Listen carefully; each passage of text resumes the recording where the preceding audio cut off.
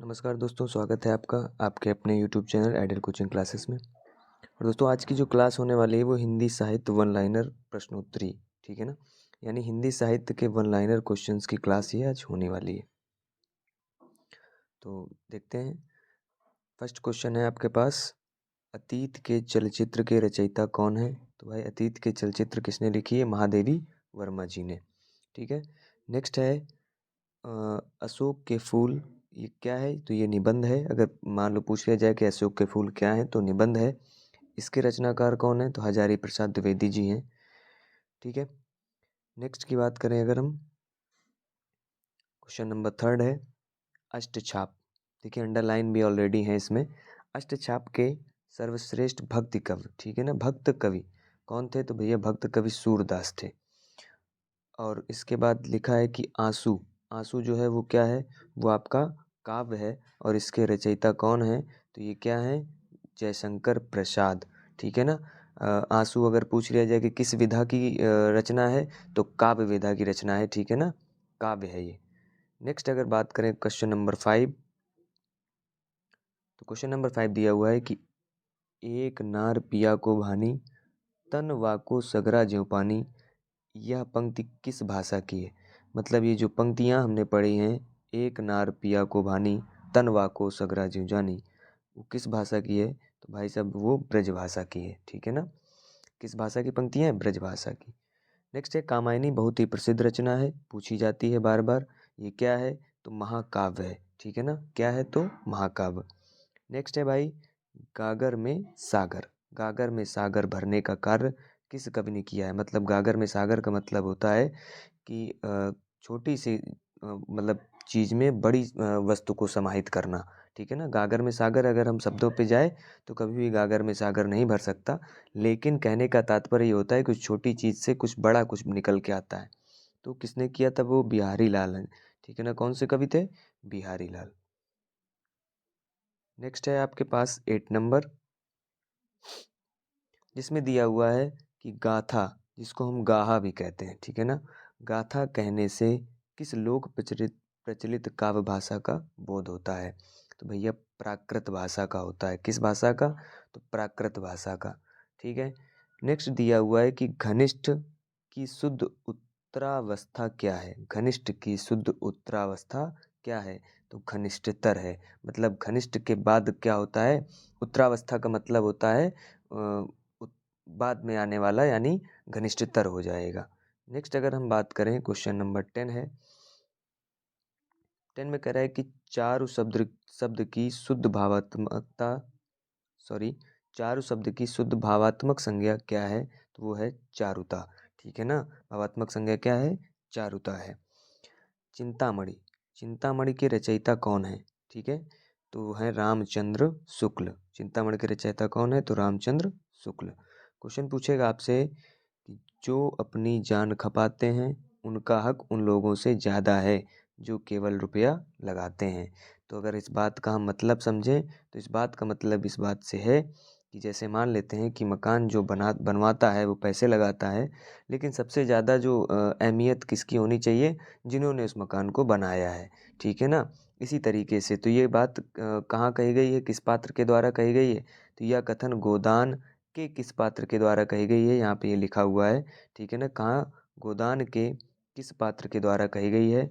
तो महातो हैं एक पात्र गोदान में, उनके द्वारा इस बात को कहा गया है। नेक्स्ट फिर से है, पंक्तियाँ लिखी हुई हैं कि जो जीर्ण सासण भास्यऊ सो मई कयऊ सारू, ठीक है ना। और लिखा है जो पालई सई भाव करी सो तरी पावई पारू, ठीक है ना। मतलब क्या है कि जो शासन शासन की बात कही गई यहाँ पे, और जो पालता है उसकी बात की गई है। तो उसने कहा है कि इस दोहे के रचनाकार का नाम क्या है? तो देवसेन है, जिन्होंने इस दोहे की रचना की थी, ठीक है। नेक्स्ट है क्वेश्चन नंबर 14। क्वेश्चन आपसे पूछा जाएगा कि झरना, झरना जो काव्य संग्रह है, इसके रचयिता कौन है? इसके या इसके कवि कौन है? ठीक है ना, तो वो हैं भैया जयशंकर प्रसाद। फिर लिखा है दुरित, ठीक है ना। यहाँ पे जो लिखा हुआ है वो लिखा है दुरित, दुरित, ठीक, दुरित। और फिर लिखा है दुख दैन नाथे जब ज्ञात, अपरिचित जरा मरण भ्रूपात, ठीक है ना। इस पंक्ति के रचनाकार कौन है? तो इस पंक्ति के रचनाकार हैं सुमित्रानंदन पंत। ठीक है। नेक्स्ट अगर हम बात करें क्वेश्चन नंबर 16 नंबर क्वेश्चन में कह रहा है कि देखन जो पाऊँ तो पठाऊँ जमलोक हाथ। ठीक है। दूजो न लगाऊं, एक बार फिर से रिपीट करता हूँ कि देखन जो पाऊँ तो पठाऊँ जमलोक हाथ, दूजो न लगाऊं वार करूं एक कर को। ये पंक्तियाँ किस कवि के द्वारा सृजित हैं? तो भैया नाभा दास एक कवि हैं, उनके द्वारा इन पंक्तियों को सृजन किया गया, इन पंक्तियों को लिखा गया है। नेक्स्ट है अपने पास क्वेश्चन कि दोहा कोश के रचयिता कौन है? दोहा कोश भी एक क्या है? रचना है। इसके रचयिता कौन है? तो सरहापा हैं। ठीक है। नेक्स्ट बहुत प्रचलित है नमक का दरोगा। ये अपनी छोटी क्लास में आपने पढ़ी होंगी। नमक का दरोगा कहानी के लेखक कौन है? तो मुंशी प्रेमचंद्र हैं। कौन है भाई? मुंशी प्रेमचंद्र। ठीक है। नेक्स्ट दिया हुआ है नागनंदा नामक संस्कृत नाटक। ठीक है ना। की रचना किस शासक ने की थी? तो ये एक ऐसे शासक थे हर्षवर्धन, जो कवि भी थे और शासक भी थे। ठीक है ना, राजा भी थे। नेक्स्ट दिया हुआ है नाट्य शास्त्र की रचना किसने की थी? तो भरत मुनि ने नाट्य शास्त्र की रचना की थी।